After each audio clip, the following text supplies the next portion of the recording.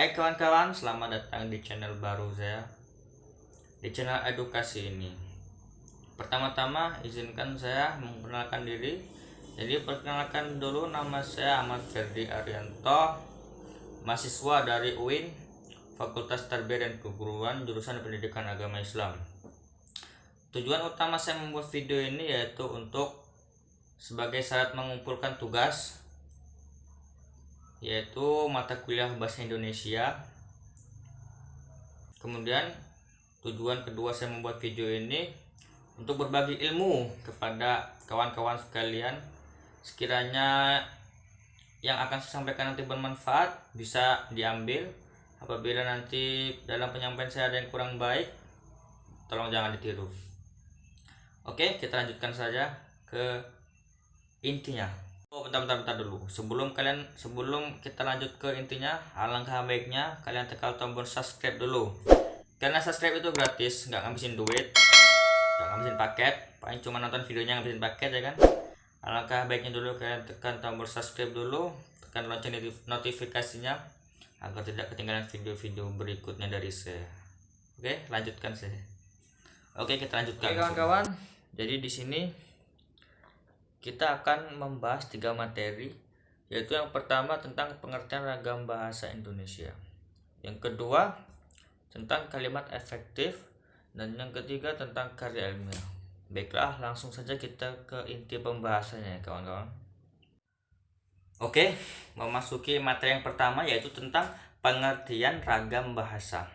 Menurut Kamus Besar Bahasa Indonesia atau yang biasa kita sebut dengan KBBI, ragam bahasa itu bermakna variasi bahasa menurut pemakaiannya atau topik yang dibicarakan, kemudian hubungan pembicaraan dan mitra pembicara atau yang biasa disebut dengan lawan bicara, dan medium pembicaraannya. Nah, itu tadi pengertian ragam bahasa.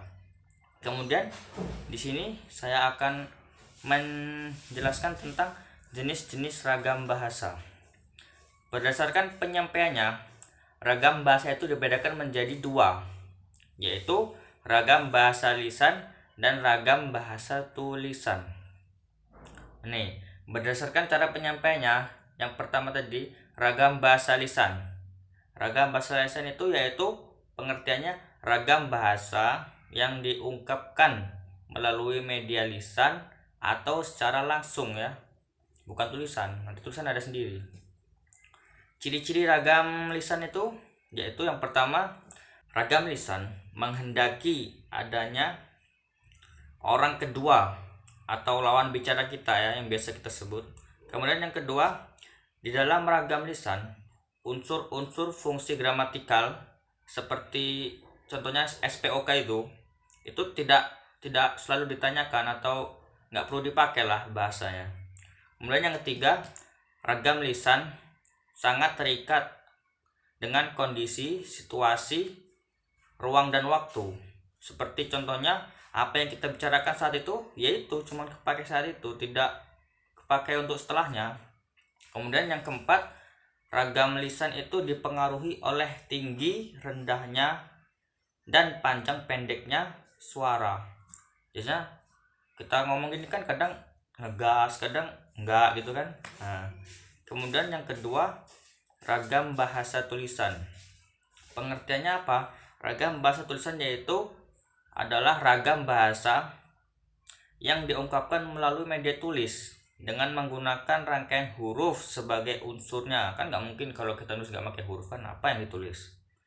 Kemudian ciri-ciri ragam tulisan itu apa? Yang pertama ini, ragam tulisan perlu lebih terang dan lebih lengkap daripada ragam lisan. Ininya maksudnya fungsi gramatikalnya itu, nah SPOK-nya itu harus dipakai kalau menggunakan ragam tulisan. Yang kedua, ragam tulisan tidak terikat oleh situasi, kondisi, ruang dan waktu. Nah, sebaiknya tadi kalau yang lisan tadi kan kepake ya. Yang ketiga, ragam tulisan dilengkapi dengan tanda baca huruf besar dan miring ya, kayak tanda baca koma, tanda tanya, titik itu. Nah, tuh. Kemudian di sini tadi kan udah berdasarkan cara penyampaiannya. Sekarang ragam bahasa berdasarkan isinya. Yang pertama, ragam bahasa ilmiah. Ragam bahasa ilmiah yaitu tadi kan udah berbicara tentang ragam berdasarkan cara penyampaiannya, ragam bahasa ya. Dan sekarang saya akan menjelaskan tentang berdasarkan isinya. Yang pertama yaitu isinya ragam bahasa ilmiah, yang kedua ragam bahasa non ilmiah. Apa ragam bahasa ilmiah itu? Yaitu ragam bahasa Indonesia yang digunakan pada keperluan pertemuan dan penulisan karya ilmiah. Contohnya bisa digunakan pada untuk menulis skripsi, tesis, jurnalis, proposal, dan lain-lain. Sedangkan yang kedua ini apa? Ragam bahasa non ilmiah. Apa itu pengertiannya? Ragam bahasa non ilmiah yaitu ragam bahasa yang memuat tentang keterangan ilmu pengetahuan yang menyajikan fakta pribadi dan ditulis menurut metode penulisan yang baik dan benar. Nah, ragam bahasa non ilmiah ini bisa dipakai untuk contohnya nulis dongeng, cerpen, novel, komik dan lain-lain. Oke, begitulah tadi pengertian tentang ragam bahasa. Selanjutnya kita akan memasuki materi yang kedua, yaitu tentang kalimat efektif. Oke, selanjutnya kita lanjutkan dengan pembahasan materi yang kedua, yaitu tentang kalimat efektif. Di sini mungkin sudah tidak asing lagi di telinga kita apa itu kalimat efektif. Oleh sebabnya di sini saya cuma akan mengingat kembali apabila yang kawan kan sudah ada yang lupa. Di sini pengertian kalimat efektif itu apa? Jadi kalimat efektif adalah kalimat atau bentuk kalimat yang dengan sadar dan sengaja disusun untuk mencapai daya informasi yang baik dan tepat, gitu pengertiannya. Di sini ada syarat-syaratnya. Kalimat efektif itu apa aja? Yang di sini tuh terdiri dari 7 syarat. Yang pertama apa? Yaitu kesepadanan dan kesatuan. Yang kedua kesejajaran. Nanti dijelaskan. Yang ketiga ketegasan ke dalam kalimat. Yang keempat ketepatan. Yang kelima variasi. Yang keenam kepaduan. Dan yang ketujuh penalaran atau logika. Oke, di sini saya akan menjelaskan satu persatu. Yang pertama tadi kesepadanan dan kesatuan. Apa itu? Pengertiannya yaitu kesepadanan dalam sebuah kalimat efektif merupakan hubungan timbal balik antara subjek dan predikat, kemudian predikat dengan objek serta keterangan yang berfungsi untuk menjelaskan unsur dalam kalimat itu. Yang kedua apa? Kesejajaran. Ialah menempatkan gagasan yang sama penting dan fungsinya ke dalam struktur kebahasaan yang sama. Nah, di sini ada macam-macamnya kesejajaran itu. Yang pertama yaitu kesejajaran bentuk, yang kedua kesejajaran makna, yang ketiga kesejajaran rincian pilihan. Dari sini apakah sudah paham? Oke, kita lanjutkan yang ketiga yaitu tentang ketegasan dalam kalimat. Apa itu pengertiannya? Yaitu kalimat memiliki sebuah gagasan atau ide pokok pikiran.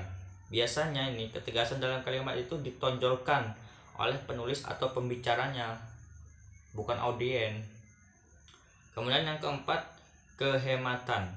Di sini pengertiannya yaitu kehematan dalam kalimat efektif merupakan kehematan dalam pemakaian kata, frase, dan bentuk lainnya yang tidak diperlukan. Adapun unsur-unsurnya penghematan yang harus diperhatikan adalah yang pertama, pengulangan subjek kalimat. Jadi tidak boleh diulang ya. Yang kedua, hiponimi. Yang ketiga yaitu pemakaian kata depan dari, dan daripada. Kemudian yang kelima, itu ada variasi. Variasi ini berguna untuk menganekaragaman bentuk-bentuk bahasa agar tetap diminati dan diperhatikan oleh pembaca. Jadinya kita sebagai pembaca nanti tidak merasa bosan dan tetap meneruskan pembaca ini dari awal sampai akhir gitu. Variasi dalam kalimat dapat diperoleh dengan beberapa macam cara, yaitu yang pertama variasi sinonim kata atau persamaan kata, bisa diulang-ulang persamaannya kata. Yang kedua yaitu variasi panjang pendek kalimat, jadi kalimatnya bisa dipanjangin bisa dipendekin gitu ya. Yang ketiga kemudian variasi penggunaan bentuk me dan di. Yang keempat variasi dengan merubah posisi dalam kalimat, jadi bisa diubah-ubah gitu ya. Kemudian yang keenam ada kepaduan. Kepaduan ini merupakan adanya hubungan timbal balik antara unsur yang berbentuk kalimat atau adanya interaksi antar kata yang menduduki fungsi dalam itu, kawan-kawan. Kemudian yang terakhir ada penalaran atau logika. Penalaran merupakan proses berpikir yang bertolak dari pengamatan yang menghasilkan sebuah konsep dan pengertian. Sedangkan logika sendiri merupakan suatu cara untuk mendapatkan suatu pengetahuan dengan menggunakan akal pikiran kita sendiri ya kawan-kawan ya. Oke kawan-kawan, itu tadi penjelasan materi yang kedua yaitu tentang kalimat efektif. Selanjutnya kita akan mengajukan pemaparan materi yang ketiga yaitu tentang karya ilmiah. Oke kawan-kawan, kita lanjutkan lagi materi kita yang ketiga yaitu tentang karya ilmiah. Jadi di sini mungkin dari kawan-kawan sekalian banyak belum tahu tentang karya ilmiah ya.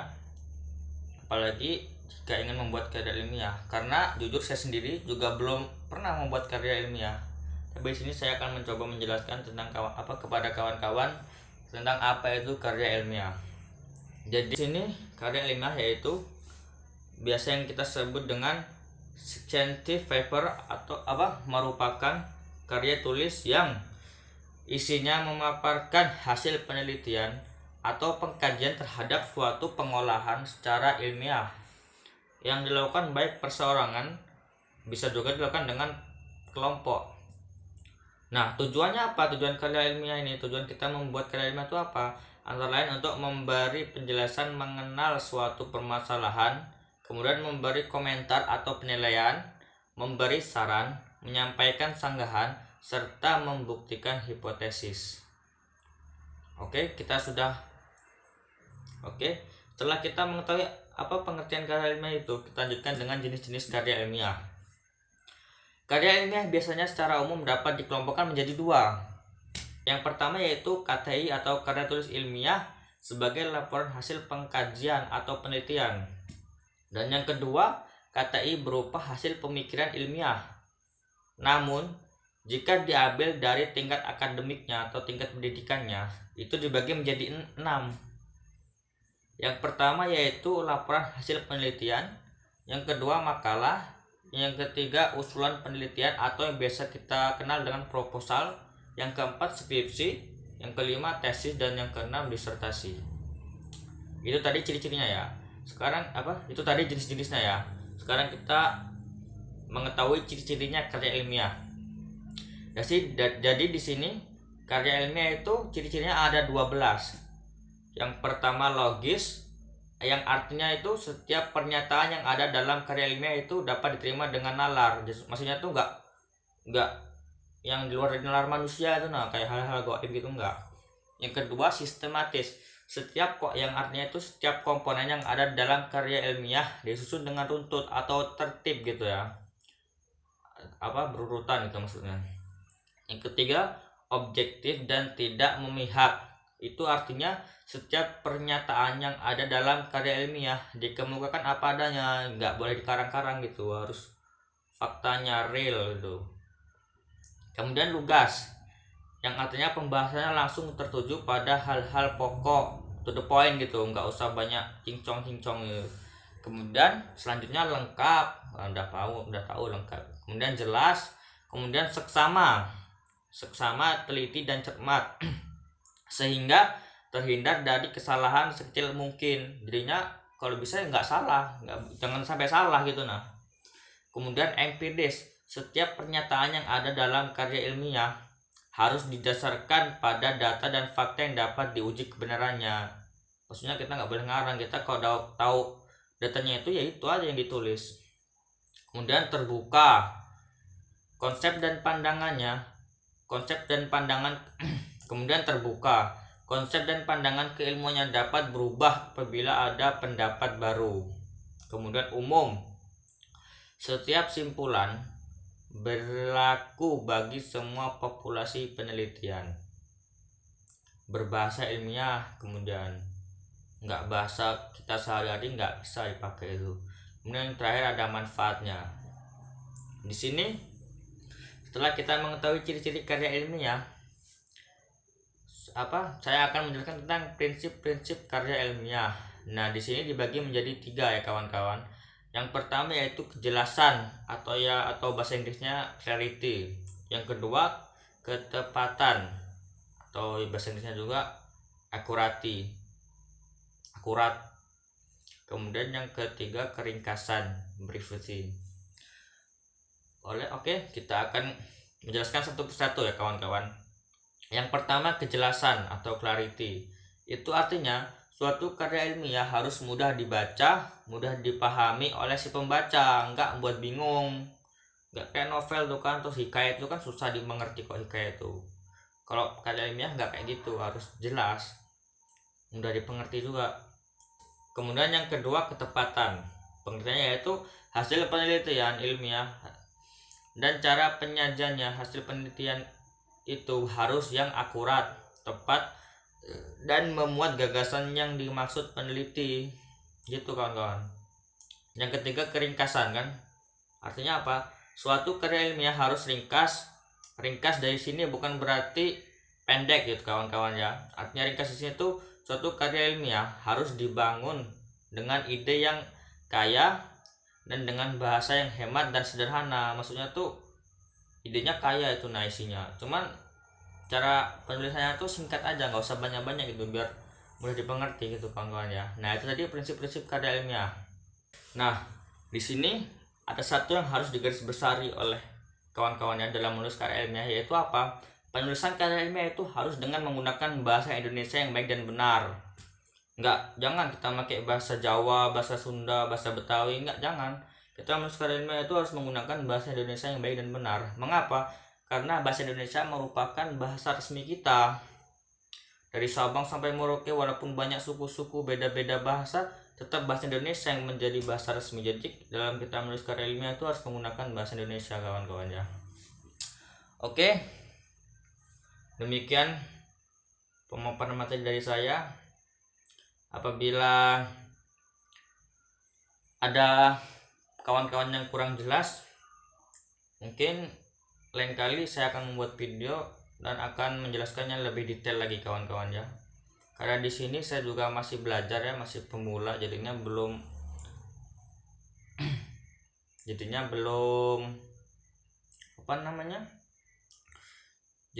mumpuni benar ilmunya kawan-kawan ya. Oke, demikian dari saya akhiri. Assalamualaikum warahmatullahi wabarakatuh. Jangan lupa tekan subscribe-nya dulu kawan-kawan supaya tidak ketinggalan video-video edukasi saya berikutnya kawan-kawan ya.